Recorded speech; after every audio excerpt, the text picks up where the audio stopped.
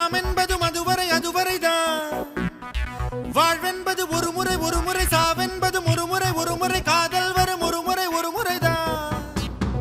நீயா பேசியது என் அன்பே நீயா பேசியது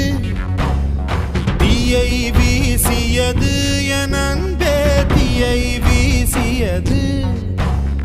கண்களிலே உன் கண்களிலே பொய் காதல் நாடகம்